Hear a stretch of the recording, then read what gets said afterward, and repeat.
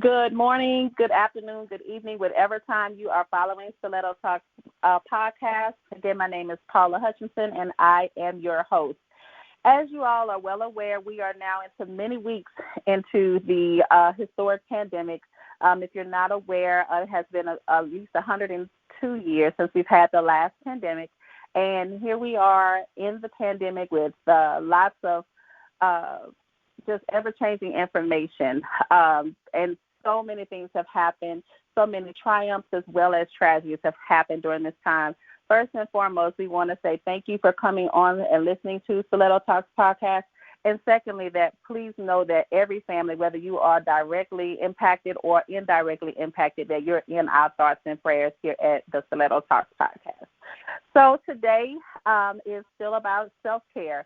If you are not taking this time to self-care with all that's going on and can possibly raise your anxiety level up really, really high, this is time that you may need to slow it down a little bit and think about self-care.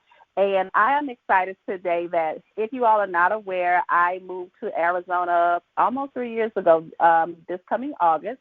And along the way, I have met someone that I consider just a sister, a friend, a mentor. We believe we're related. We still need to find out. We're going to do 23andMe this year. We're gonna figure this out, because if not, we know where our families are from the same area. So there's a lot of convincing evidence. We're at least from the same territory. And so I'm really excited to have her on, because I'm telling you all just some of my own personal secrets.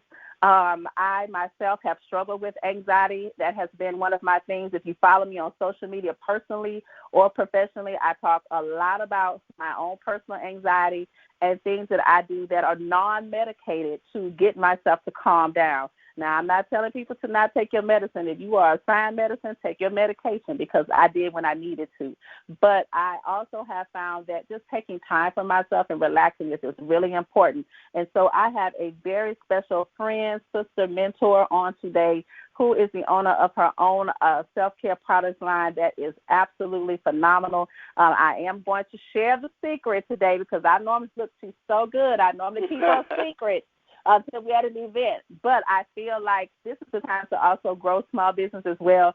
And again, she is the first person that I'm actually interviewing from Arizona, and I think she is the perfect person to do so. So today I want to welcome the one and only Miss Patricia. Thank you. Thank you for the opportunity. I appreciate it, being a part of Stiletto Talks and being a part of your podcast today. Sister Paula Johnson, I do appreciate it. Thank you so much. Yay! So I want you to tell us about the who. Tell us about, first thing, who you are. Oh, my God. I am Patricia Watts. I am an author. I've written 2 books. One is called My Mom's Kitchen, which is I would say a biography of my family with recipes. You know, when I don't know if it's a cultural thing or what it is, Paula, but I've learned over the years that everything took place in my mom's kitchen and my dad's kitchen. Mm-hmm. And I don't know if we thought we were going to change the world at that time, but all of our meetings took place there. And while we were eating around the kitchen table, whatever it was, so I decided to put together some of those recipes that my mom had penned. I know there were a lot of misspelled words, but I knew exactly what she meant. Some did not have measurements, but I decided I can take care of that, and I can revamp it and put it in a book form. I also wrote a book.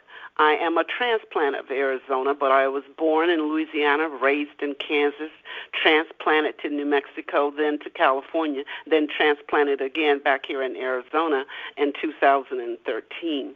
So the second book, South of the Tracks, talks about being reared in the 60s and in the 50s when blacks were separated, and we lived south of the tracks in this little small town. And it was only about 4,600 people. But I wanted to talk about the experience and what it was like growing up in that type of environment. So I decided to write the book, and it's mostly about me and my siblings and my mom and dad and how we came to Kansas, and we came because my grandfather worked on the railroad. As far as my business, As far as my business is concerned, that's a long story too, but I'll try to shorten it up a little bit. I decided when I went to the University of New Mexico to join two organizations. One was called the National Council of Negro Women. The other one was Delta Sigma Theta. And I belong to both of those organizations now over 40-some years. And so in the interim, I've learned a great deal from both of those. While in San Diego was where I put together my business. I think I was explaining to you earlier before we started the podcast that, I was making stuff for myself rather than go out and purchase and spend a lot of money for a different products that I could make for myself based on what my mom had to do because of, like I said, we didn't have finances that we can go to, and money was just spent on clothing, the bare necessities and shelter. And so my mom made a lot of the stuff, and so like you said, some of it came to me in a dream, like, you can do this for yourself. Why are you going out? And so I did. Friends came over, saw some of the stuff I had done, asked me, would you make me some? And then it just kind of expanded and exploded from there. And so shower gels later, lotions later, body sprays later. I even have an eyelash cleaner. Wow. Bath bombs later, here I am. Yes, and I can tell you, so for me, I love taking hot baths, bath bombs, just relax, detox, wash away the day, I guess, mentally, so to speak. And when I tell you her bath bombs, there is lavender, and I get, is it honeysuckle? Is that my other one? Honeysuckle. Mm-hmm. Yes. So honeysuckle reminds me of Louisiana, reminds me of home. And between the two of them, that is how I detox. That is my thing. Now I see now that I heard some other products in there that I'm going to have to nestle together and put together during my self-care time. And you can create your own fragrance as well. I have a list of fragrances, and I make sure that, that the fragrances that I use have a lot of oil content, so they're actually essential oils unless they're, a fragrance that I develop by putting stuff together. You know what I'm saying? So I try to use all natural products. I specialize in everything that's handcrafted. There are no machines in my house where I make anything. Everything is done by my hand. That's why I say I specialize in handcrafted. So if someone comes to me and say, I don't have a propensity for that particular product because it has almond oil in it and I'm allergic to some type of nut, then I know to leave that out. Or if they don't have a propensity for a fragrance, I can leave that out.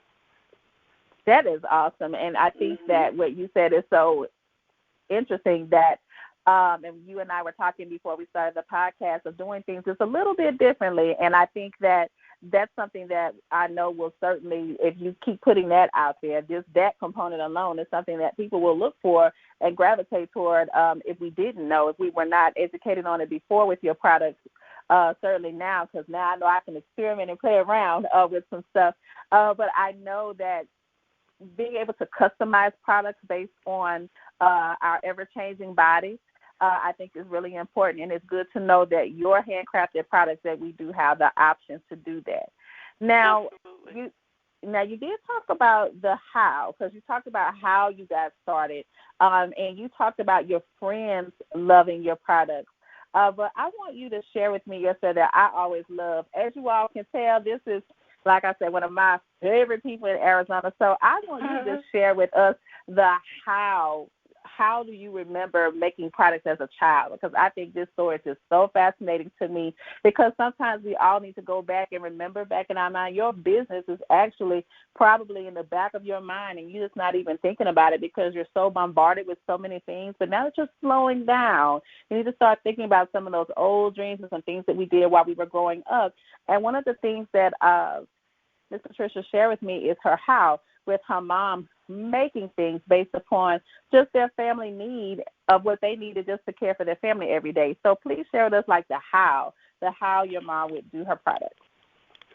Well, believe it or not, I don't use that. There are two types of processes that you could use in making soap. One is cold and one is cold hot. And I normally use the cold. And as you know, you cannot make anything, especially soap, I should say, without using sodium hydroxide, which is lye. And so my mom would have lye. Where she got that product, I would have no idea, but I remember sitting outside watching her taking ashes out of where she was heating up her water to do the laundry or the wash, as she called it, and just watching her, and if she wanted something to smell good, I remember her one time going to get a very small bottle of what they call Evening in Paris, and it smelled almost like a lavender, and she would mix that in the soap. And I noticed as a kid that we never could use that soap right away. She would keep it under the bed or keep it someplace dark, all covered up, and I know it would take anywhere from, at that time I wasn't realizing how much time, I just knew it was a long time, but, growing up and talking to her, it took anywhere from 6 to 8 weeks before the soap would finish its purification process. And so after that, she would cut it and we would use it. And I know we would go to church and everybody always said, God, your children always smell so good, but it was because of that Evening in Paris, the one thing that she could afford to get, which was an oil that she would put in her soap ingredients, make it part of her soap ingredients to make it smell good. I know people used to use this old saying that says, man, she's so ugly, she's uglier than homemade soap. But I don't ever recall my mom's soap being ugly. I really don't.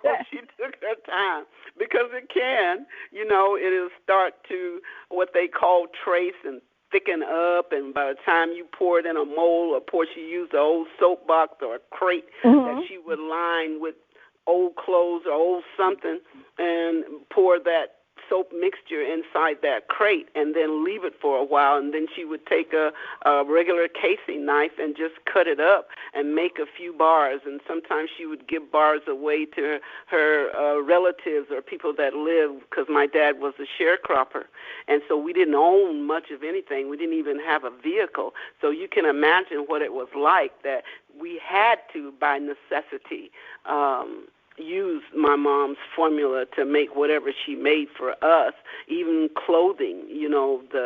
When flour would come in a sack, she would use that sack to make us dresses so we could go to church and look presentable, because that was also very important. So it wasn't like where it came from, it's the end result of how she managed to make ends meet without spending a great deal of money. And I just love that story to me. And the reason why, because there's so many lessons that can be learned in that. So in that, you still just taking what you have and just creating and being creative. And right now, while we're all sitting idle, I think sometimes people struggle to be creative. But for some, creativity comes a little more natural to them. What I'll say, even for those that may be a little more idle, just start the process. Just start writing down, idea mapping on paper. Just put down just a bunch of words and start seeing what keeps coming out of your head onto the paper, and just start idea mapping. But what you talked about is good, is about your stories from your past, remembrance of how you grew up, and it's due to what you grew up in, the circumstances that you grew up in, and also just your family culture, is also how your business comes to light today. And I believe that the story also connects us to your connectivity to, because if you have to meet her, y'all, like the personality just off the charts. But because if you meet her, you can't help but smile. But also you can feel that same energy in the products and in the story. And I think that also is why it's very successful product. Very, very successful. You know what? You also I have to let the audience know here that I am not a chemist. And my mother certainly was not a chemist, was not an educated woman, and neither was my father. And so it made it difficult because I was an educated person. She wanted to make sure, she and Dad, that we got an education. So I did have to take classes to understand how my mom used the oil and how she used the lye and how she made the two come together and it formed the soap. I had to learn what that process was like. My mom couldn't tell me. She didn't know what the ingredients were. She just knew she threw them in there and voila, there was soap. So then I had to go through another process and get myself educated about how that process works. Again, like I said, I'm not a chemist, and neither was my mom, to know that how do I put the lye in the water, or is there a certain amount of oil you're supposed to use, a certain type of oil you're supposed to use? And the answer is absolutely. You just can't decide I'm going to mix some olive oil, some palm oil, some coconut oil together and not know what the formula is to get those three oils to be able to mix with that lye in order to make soap and then to add more oil that has a fragrance to it. How is that going to work, and will something happen, or will it not be ready to use, and that kind of stuff. So I had to learn that. Matter of fact, my mom suggested, since I can't really tell you, I just know here's the amount that I did. I did a handful of this and a teaspoon of that. I mean, she couldn't tell me. What did that look like? I think that is important, too, that you talked about classes. So, again, we are in the middle of the pandemic, and what we have found, if you're on social media, is that some of your top leaders, whether you want to be a speaker, whether you want to be a writer, if you want to make soaps, whatever type of business you're probably into, if you type it in just on social media or online, you're probably going to find a free webinar. Many of your top gurus in all of this, any type of business, are actually doing free webinars, giving you a chance to find out some trade secrets, giving you a chance to find out the why, because they also recognize that some people are going to need to be able to make additional income, and this is how they can help. So this is their way of paying it forward. So I'm telling you, there are millions of dollars worth of information just sitting on the internet right now in form of webinars. Most of them are free. They're even giving certificates. I took a class last week and got a certification that I feel like I will be able to use in my salon. So given the pandemic, people will want to see the fact that I've been certified in a particular product that deals with sanitation, given the fact that that's something that we really need to monitor even post-pandemic. So just things like that. And I agree because, like I said, it's not a secret to the formula for making soap. You know you need lye and you know you need oil. The secret comes in, like, what can I put in my soap to make it a little different where it's not drying, especially when it comes to, because we, as black people in our culture, we worry about the ash and looking all dried up. So it's important for me. Now, what can I do with this formula to add an additive such as oil that I can make it better for my skin? Or better for anybody's skin that's drying. It's the same way with, I think I told you I was looking at some products at one of my vendors, and I said to myself, this is used to put soap in to make it look better, to make it sell. I'm going to use that because, when you get down to a little small bar, most people want to throw it away as if it's no good. You drop it inside this bag, tie it up, and you can use that soap until it's all gone and not be so wasteful. When it comes, that's one of the things I've learned from being home in the pandemic, trying to conserve stuff rather than, because we throw away a lot more than what we need to throw away. I know I did probably pre-pandemic. Now, since we now are, like I said, a few weeks in out here out west, I think we were kind of late to the party in terms of being a part of the national stay-at-home order. Now that we are here, I'm learning to be more cognizant, and I think me and Ms. Patricia talked about before we started the podcast of how we're looking at bills, money, supplies for our businesses. How can we prioritize certain things to make sure that we're meeting our clients' needs? We still want to be able to operate in excellence, but also make sure that we're maximizing the dollar that we are spending towards our business. And that was just a real extended conversation. We were a little actually late to recording because she and I could go on and on because I just consider her a mentor, a friend, a sister, and just she has such a wealth of knowledge. And we just, when we get on we get together in person, phone, otherwise we can go on and on, just on so many different topics because we are very connected. Now, I want to find out from you, you know that a lot of businesses are going to be birthed out of this pandemic. People are feeling like, hey, this is my time. Some people, their companies will end where they're currently working and may be forced into becoming a business. What is some advice that you would give, being someone who created your business from scratch, whether it was based on dream or whatever the case may be? What do you feel like is the most important thing for people to remember in their business while they're in the creative process right now of getting it started? I think probably number one, put the finances aside and think about the passion. Do you still have the love for what you did? Because if there's no passion and compassion in it, it is going to go away. I know I had to learn that if you could stay in business for 5 years and keep your head above water, stay in touch with your clients, whether or not they're able to purchase anything right now from you because your business is closed for whatever reason, you still want to contact those people and say, how are you? I will be back. Just calling to check on you to see how you're doing. I've done that because a lot of my clients are in town, and what they depended on was for me to come to them. Can't do that now. They don't want to have to pay the shipping and handling, so what I do is I just stay in touch. I will be back. We're just taking a hiatus right now. This too will pass. And so I want to keep my passion up about what it is that I do and have compassion for the people that were my customers or my clients. So forget about the money portion of it. That too will come, but you need to stay in touch with those clients, period. That is such so now y'all know why, again, this is my mentor, friend, sister. Just again, if you put the money aside, because many people will be starting maybe with their stimulus. Maybe some people will get a final check. They may even get a severance pay or something like that. Or you just may say, you know what, I'm going to take my final check and just get started. If you put the money aside, do you have a passion for what you do, and do you have compassion for people? Because at the end of the day, customers right now are going to need compassion. And then hopefully, if you are a consumer, do you have compassion for that business too? Some of them are going to start out a little rocky and a little rough at first because they may be starting a little small, but I can almost guarantee you that many, if they have the passion, they're going to continue to improve.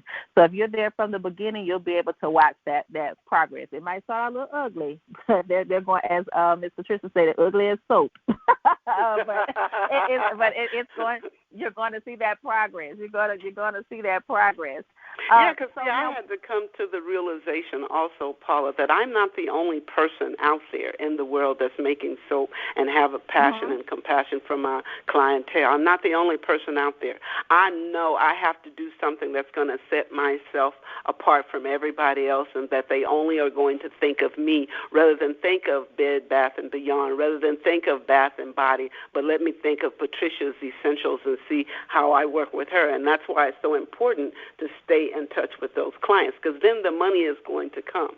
Because they're going to, through word of mouth, tell somebody, or through your webinars, or through your website, or through your whatever, wherever you leave your business card, they're going to be thinking about you and how you made them feel during this period of time where there is a lull in your business. So if you could stand to stay out of business and not worry about the funds right now, I think you'll be on target when all of this does end. But you definitely have to think about that client and understand, like I said, that you're not the only person that could do hair, say in Arizona. But I come to you because I like what you do for me. Mm-hmm. Now, I want you to tell everybody about the types of products that you have, because I know you kind of touched on the bath, body washes, the soap, but I want you to tell us about just quite a bit, a little more extensively, a little bit about the products that you have, because you have quite a bit. If you have never seen her booth, you need to see her booth. It is literally a mini store, and I mean beautifully decorated, very informative. Anything you touch, she can tell you about her products. She can also give you a consistent story about her products as well as what is in each and every product. It's beautifully packaged. But tell us about some of the products that you have. Of course, bath bombs are my favorite because, again, like I told you all, bath time is my fave. But share with us all of the products, or quite a few that you feel like are your top sellers as far as your products. Or things that people don't think about. Probably the shower gels and the lotions. I tried, like my mom, to use whatever I find in my kitchen that is considered organic. And by organic, it doesn't mean that I watch how the oils were done and whether or not they didn't use some type of disinfectant or whatever it was that's going to be bad for us. For example, let's start with the bath bombs. That's the growing thing right now for people to use. I know some people worry about the pH in the bathtub, but I tell them to cover up the private areas, and you won't have to worry about that because even though some bath bombs are drying, I made sure mine are not because I do use a lot of oil, and my specialty is the coconut oil. As far as the body sprays, I go to my liquor cabinet, and I'm not going to tell you which liquor I use, but I do use one, along with witch hazel. I will tell you that, but I'm not going to tell you what the other formula is. And then I add an oil, and then I use a modifier so the oil can blend with water because, as you know, oil and water doesn't mix, but I make sure they do by using a modifier. And that's really it, water, modifier, the alcohol, I'm not going to tell you which one, and witch hazel is in the body sprays. Soaps, I've already indicated how soap is made. That process is the same for everybody, but I do use a lot of oil and making sure that my fragrances have a lot of oil. The lotion, same formula, water and oil. And when you mix water and oil together, it does make lotion, believe it or not. And the only thing you need to do there is put a preservative in so the shelf life could be longer. But I also make sure that the preservative is not bad for the individual as far as their skin is concerned. So we got lotion, we got shower gels, we got bath bombs, we got I even have products for men, especially men that have beards, using beard oil, massage oils, all of that. I have a client that lives in Texas that loves the massage oil because not only can you put it in your skin and leave it in your skin, you can also put it in your hair. And that's awesome. Like yes. Like their hair to shine. Yes. And I love the fact that you have such a variety. And like you said, this has been a 15-year process since you've had your business. And so over this span of time, you've grown with the need or with the changing trends in self-care. You've managed to create products that match that time and be able to maintain and add on by introducing those other products consistently. Right, because I hadn't even thought about doing bath bombs at all. And I saw that being a big deal. And so I thought, how can I make a bomb? Let me research what other people have used. I can use something different. And so baking soda, I have that in my house. I use baking soda for cooking and baking. Let me try some baking soda. Let me try some Epsom salt. And that's why I said the pH can make it kind of drying. So I thought, I don't want it dry, but yet you don't want that fizz process to start while you're making the product because that will happen. So you have to be careful with that process. And like I said, it's just a formula. Being careful, taking your time, having the love and the passion for what you're doing because you know that's going to go to somebody and you want to make sure that it's safe. And if it's not something you will use, it's not something I'm going to give to someone else. Right, and I love the fact that you said previously that you took the time to be educated on it because it is, in fact, a science. Because, like you said, you may not be a chemist, but you are aware that the product that you're creating, other people are going to use that may not be educated on the product that they're using at all, other than the fact they have a need for something. So Absolutely. that is really, really important. Now, talk to us about, how do people often get your products? I know you have a website, so I definitely want you to talk about the website, and then any other ways that we can get your products. I guess because I've been here now since 2013, and even when I moved here, I got in contact and made a connection with those organizations that I belong to in San Diego. I made sure I moved my membership here. And the only reason I'm talking about that is because those organizations normally have functions where I asked whether or not I could be a vendor at these functions. They said absolutely. So when people come, handed out my card, talked about my product, and so they belong now to other organizations that I didn't belong to. So now there's an opportunity through word of mouth, say, hey, I met this young lady who has a bath and body product, and everything is handcrafted. She specializes in handcrafted products. Maybe we could use her to vend. Now, of course, vending is not free. I do have to pay a vending fee, but to me it was important because I asked them about the number of people that they're going to have at the function, and I try to guesstimate whether or not I was going to be able to make my vending fee back, and normally I did. And so because you have to remember when you're talking about shower gels, when you're talking about bath bombs, when you're talking about body sprays, when you're talking about lotions, those are not large items. And so when you're talking about anywhere from $10 to $15 to $3 to whatever the amount of the product is going to be, you know you're going to have a lot of customers to come to your booth. So with that, then you got another group that belongs to several organizations, or they become your clients because they love your product. So through word of mouth, through your website, through other organizations, you could vend.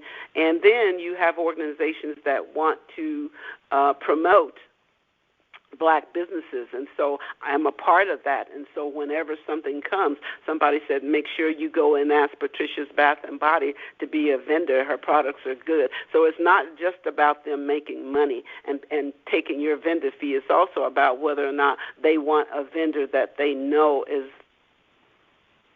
good at what they do and that they can promote it.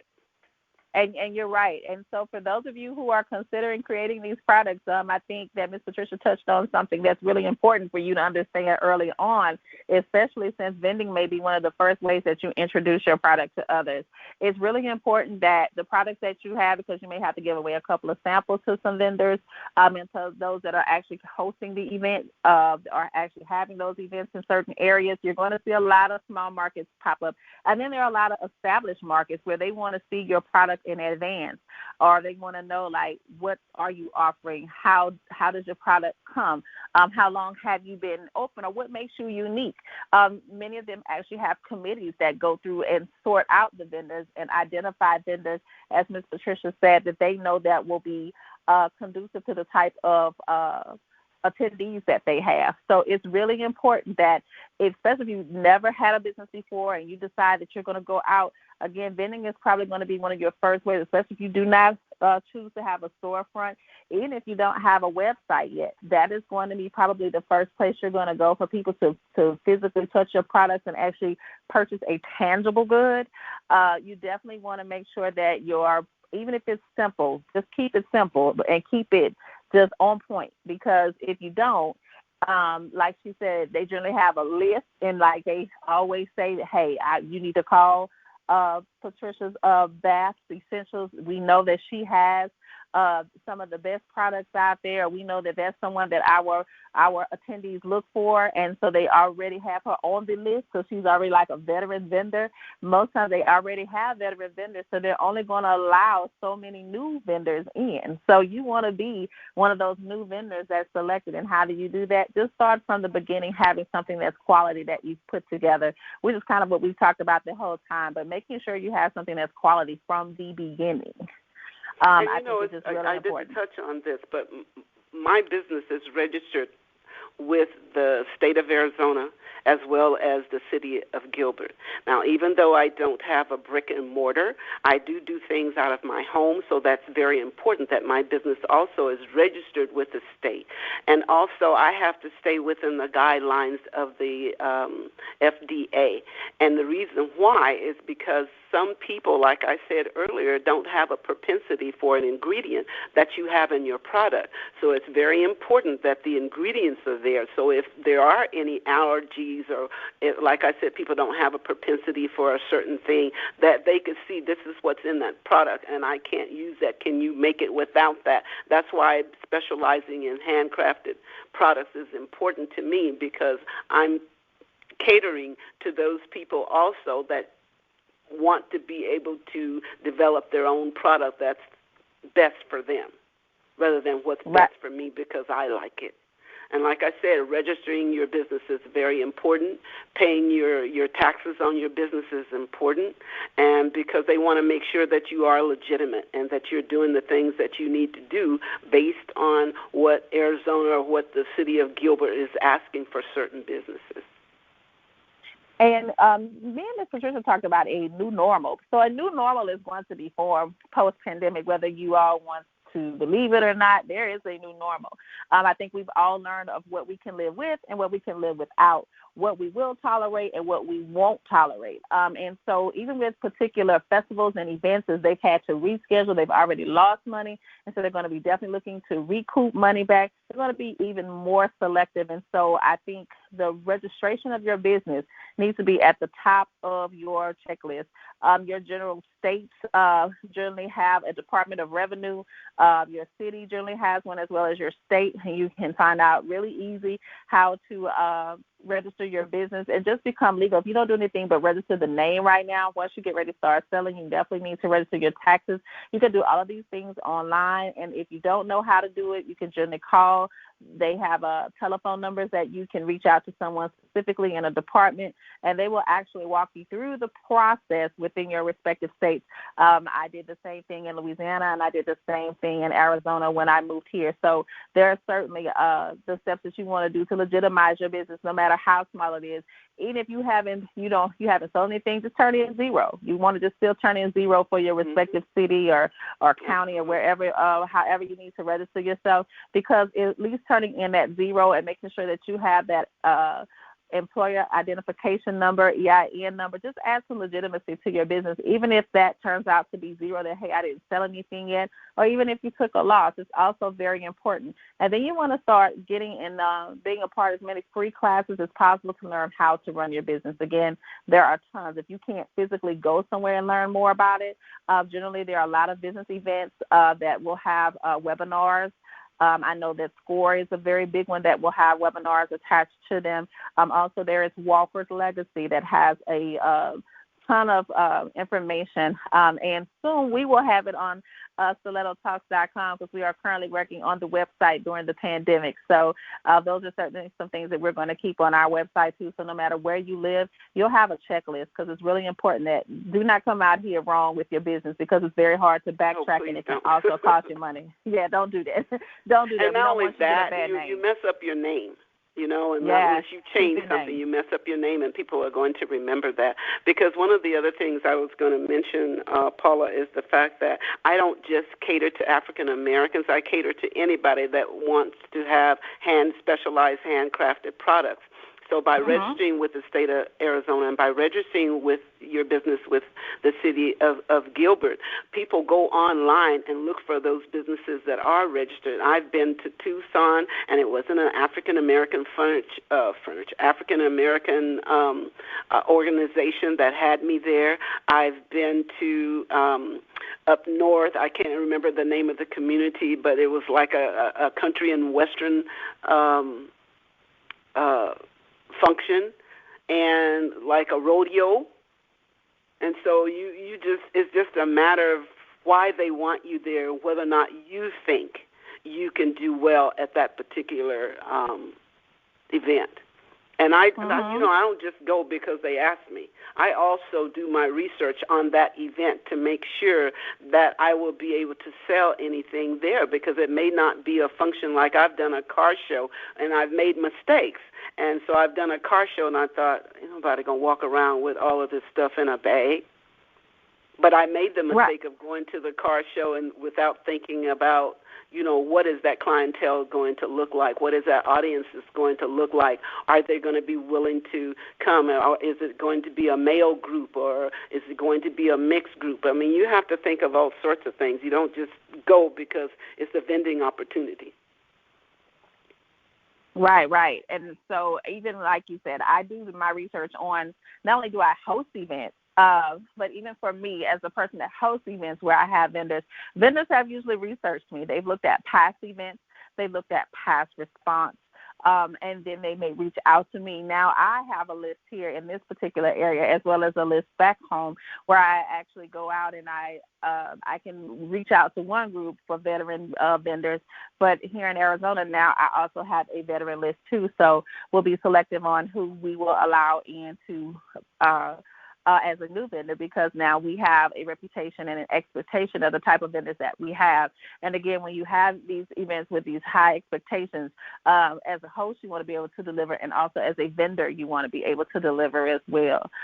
Ms. Patricia, something we did not talk about is the website. So, of course, we have people that listen from all over. So how do we get the product if we want to do it online?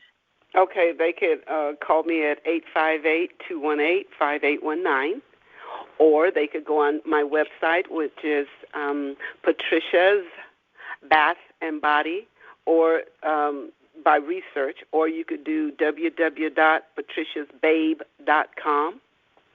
And I built my own website, and I'm constantly changing, going back, looking at it, see what I could change, what picture my picture is there, so they know that this is the real person that has put this together. That is so awesome. I mean, like I said, you would have to meet her in person just to feel the energy. But I hope within the podcast you can really feel the love and the concern that she has for community, for creating hand crafted products, the opportunity that she provides by allowing you to see someone that maybe looks like you, identifies by you by demographic, it may be by age, it may be by where you live, it could be a plethora of things. But Ms. Patricia did not start out with her handcrafted business, but eventually created the handcrafted business and has kept it for the past 15 years. What do you see in future for Patricia's Babe? Oh, in the future. My grandson asked me that question about a month or two ago. Matter of fact, he asked me, are you keeping your formulas? Are you keeping your recipes? And I said, yes, I am. I have a book. If I change, I'll draw a line and add whatever needs to be. It was something I really haven't thought that much about. I go with day to day, and I don't see it going away. People are always going to have a need to smell good, to look good, to be able to relax, to take care of themselves. I always tell people when they ask me about the product, I said I'm 72 years old, not because I didn't use my product, but because I did. You know, I think it has a lot to do with hereditary aspects, not my product. But I tell them that anyway, because in order for me to keep up whatever was hereditary, in order for me to keep that look up, I have to take care of myself. And I do use my own product.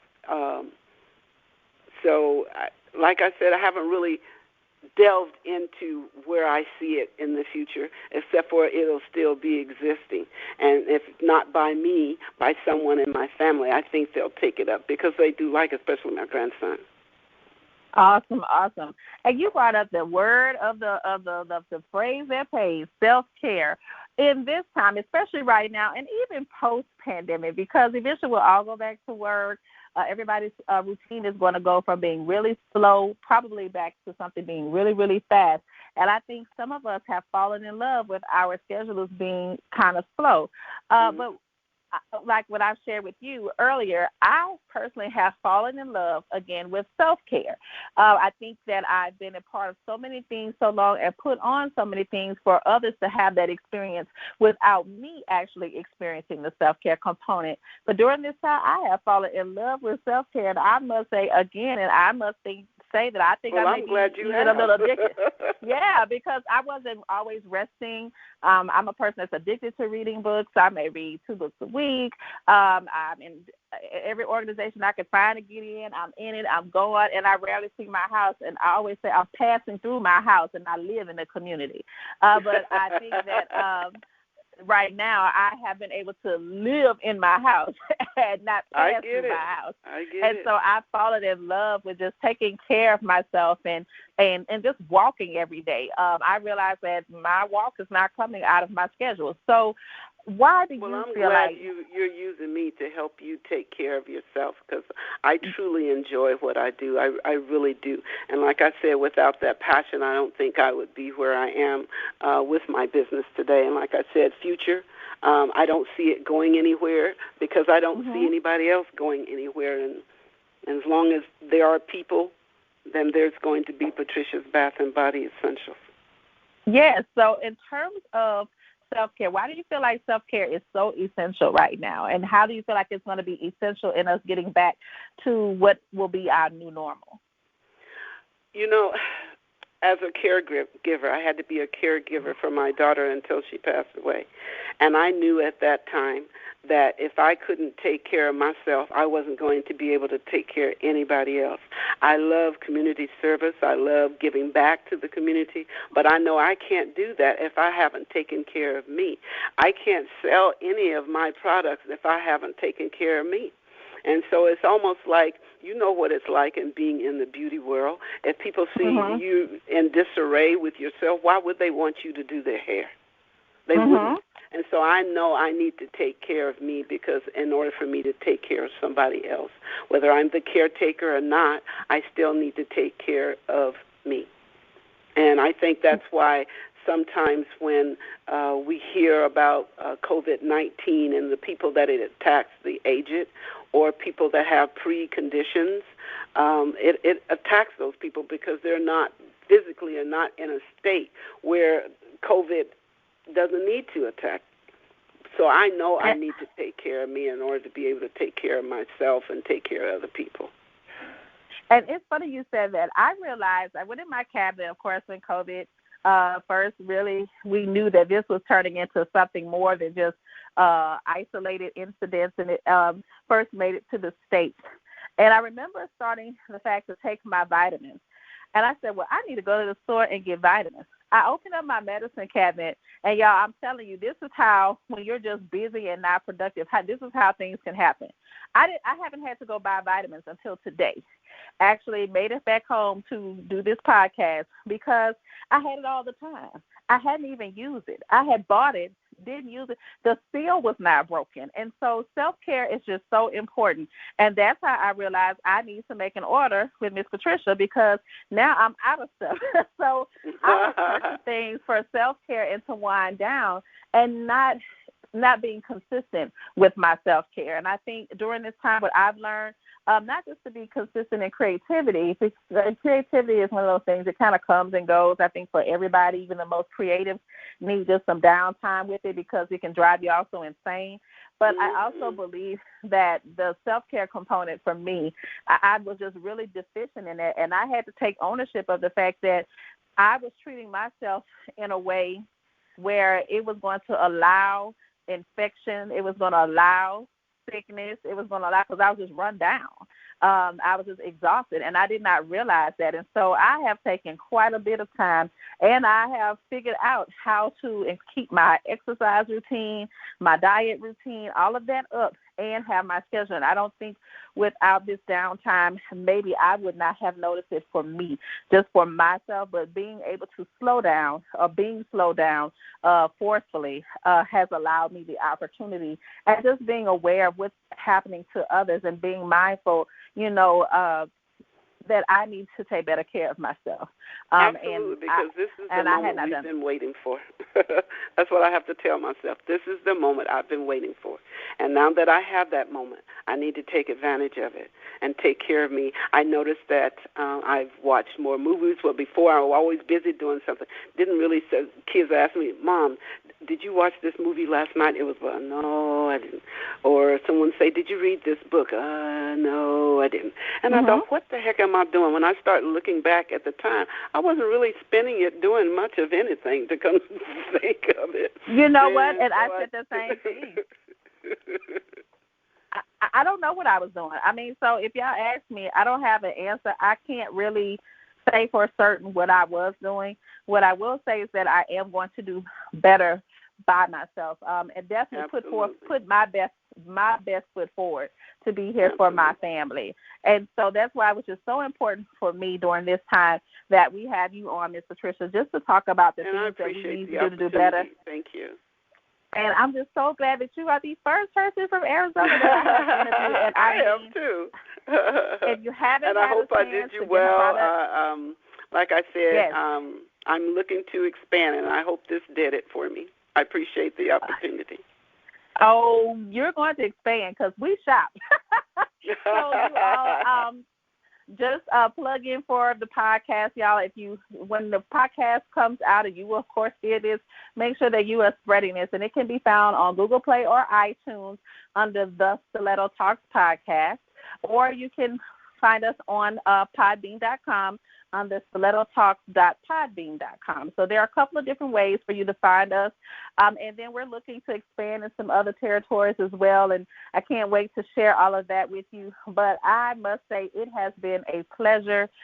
Ms. Patricia, like I said, of course, I'm going to hang up and call you because we must chat. But I hope that you all have enjoyed listening to some of the mentorship, the stories, fellow entrepreneur with me in the self-care industry. And we hope that you all are taking care of yourselves, that you are taking your time to understand what's going to work for you and your family, what's going to work for you and your business, and also being respectful of those who are directly impacted during the pandemic. So we hope that you take care for now. Thank you again, Ms. Patricia, for coming on. You're quite welcome. One thing I want everyone to remember, that self-love is the greatest love of all to me. And so when you can self-care, self-love, just remember you matter and you count. Yeah. And thank you again for the opportunity.